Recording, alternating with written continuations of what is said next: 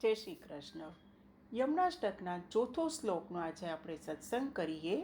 અનંત ગુણ ભૂષિતે શિવવિરમચિદે વસ્તુતે કના ઘનની ભેસદા ધ્રુવપરાશરા ભીષ્ટદે. આ શ્લોકમાં શ્રી યમુનાજીના ગુણોનું વર્ણન કરવામાં આવે છે. હે યમુનાજી, આપ કેવા છો? તો આપ અનંત ગુણોથી વિભૂષિત છો. આપનામાં કેટલા ગુણો છે તો એને વર્ણવી જ ન શકાય. તો આપણું જે 41 પદમાંનું જે 6 નંબરનું પદ છે એમાં આપણા ગોવિંદાસ શું કહે છે કે યેહી ગુણગાન રસ ખાન રસના એક સહસ્ત્ર રસના ક્યો ન દે વિધાતા. આપ એટલા ગુણોથી વિભૂષિત છો કે અમારી આ એક જીવવા અમને ઓછી પડે છે. સહસ્ત્ર રસના ક્યો ન દે વિધાતા. હે વિધાતા, આપે અમને સહસ્ત્ર રચના કેમ ના આપી કે આપના ગુણોનું વર્ણન કરી શકીએ. અને 12 નંબરનું જે પદ છે એમાં ચિત્ત સ્વામી પણ એવું જ સમજાવે છે કે ગુણ અપાર મુખ એક કહાલો કહીએ તજો સાધન ભજો નામ શ્રી યમુનાજી કો. આ રીતે શ્રી યમુનાજી અનંત ગુણોથી વિભૂષિત છે.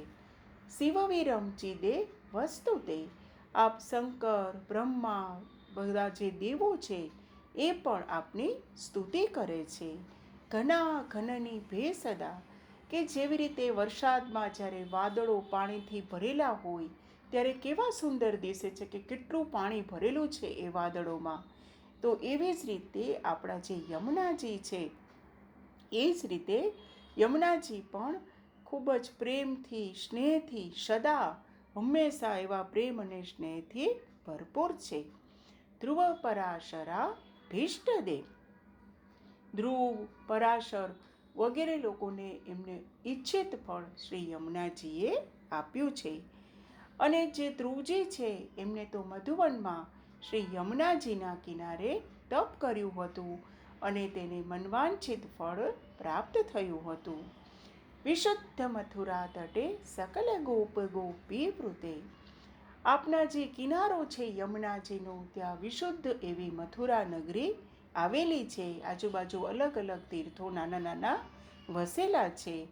અને આ વિશ્રામ ઘાટ ઉપર વૈષ્ણવો યમુના પાન કરે છે. ઘણા લોકો સ્નાન પણ કરે છે.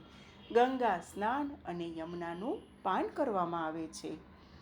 બંને ટાઈમ ખૂબ જ સુંદર એવી આરતી થાય છે.